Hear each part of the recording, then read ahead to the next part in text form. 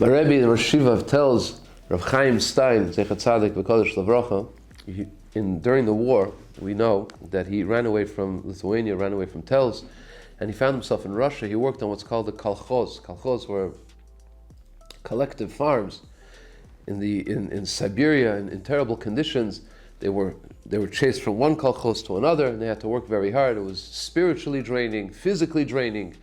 And at a certain point during the war, in the summer of 1944, an opportunity arose that they could travel to Samarkand in Uzbekistan, and they decided that it would be better for their physical well-being and their spiritual well-being to leave Russia and it was all part of the Soviet Union then, to go from Siberia to Samarkand.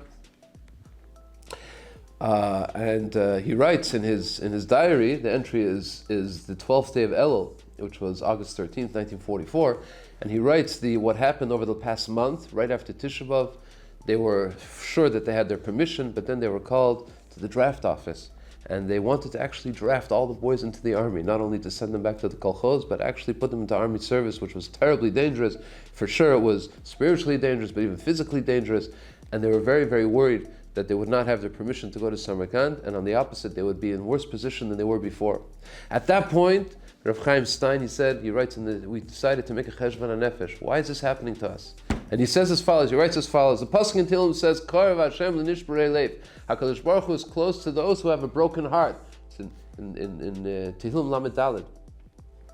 And he asked himself, says Rav Chaim Stein, I asked myself, what does this mean that Hashem is close to he who has a broken heart? We understand this to mean a person is totally depressed, he's lost all hope. Hashem says, I'm with you, don't worry, I'm close to you. Okay, says Rosh Yeshiva, says Rav Chaim. But then, what happens if a person is strong in his faith? He believes in Hashem, he has bitachon, he's not despondent, he doesn't lose faith. So then Hashem is not close to him? Only that one who's completely depressed and his heart is totally shattered, then Hashem comes close to him, and the person who has bitachon, Hashem is not close to him? Of course, it's absurd. How could you say that? Gemara says, Rav Chaim says, that the Pasuk says in our Parshas Vayishlach, Vayira Yaakov Moed Vayetzelei.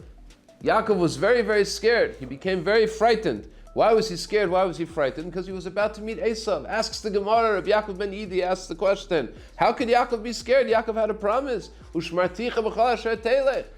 appeared to Yaakov in Parshas Vayetze, and he promised him, I will be with you and I will protect you. Don't worry. How could Yaakov now be scared for meeting Esav? And the Gemara says, the answer is because Yaakov was scared, maybe because of his sins.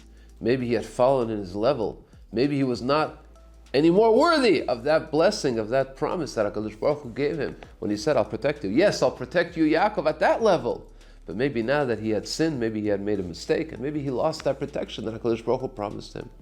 So Rosh Yeshiva said, I think that when it says, Karev Hashem l'nishbarei leiv, it doesn't mean to one who has lost all hope. We're talking about a person who has bitachon.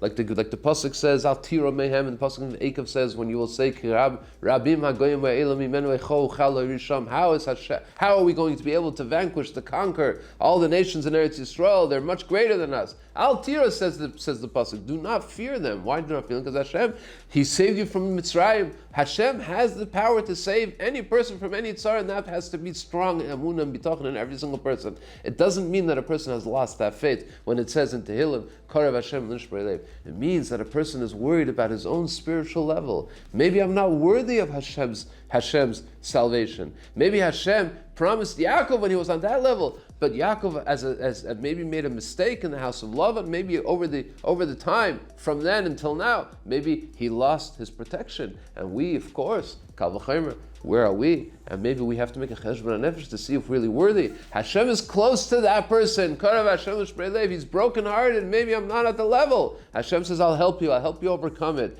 Take upon yourself to better yourself, to become a better person, and I will be there and I will save you. This is how Rosh Yeshiva learned the words of the Pasuk, Karev Hashem l'nishbarei leiv. He continues to write, and he says, so we made our own cheshbon hanefesh, and we thought to ourselves, we were in yeshiva before the war started, everything was fine, we had the luxury of being able to sit and learn. Did we learn? Did we utilize every minute? Did we utilize every bit of our energy that we had in order to toil in the Torah? Maybe we didn't. and maybe now we are not worthy of Hashem helping us to escape to Samarkand.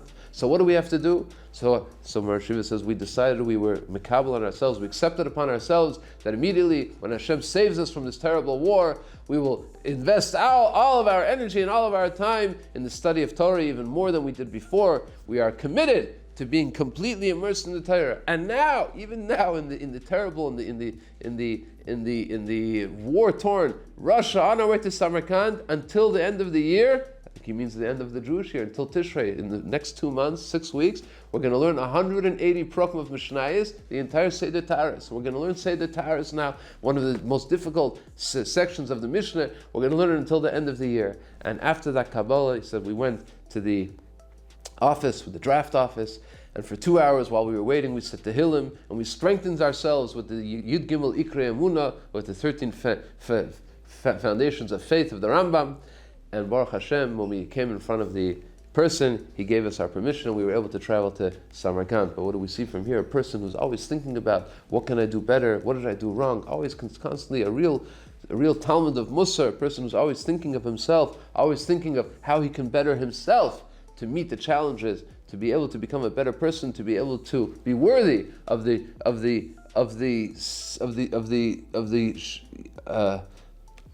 Yeshua of HaKadosh Baruch Hu, which he's completely sure that HaKadosh Baruch Hu can do, but he's not sure if he's on the level, and he's trying to understand how he could better himself in order to be worthy of the Yeshua Hashem Keher Ayin. Good Shabbos. Please don't forget to subscribe. You'll get the video every week by subscribing. Put a like. Thank you very much. Good Shabbos.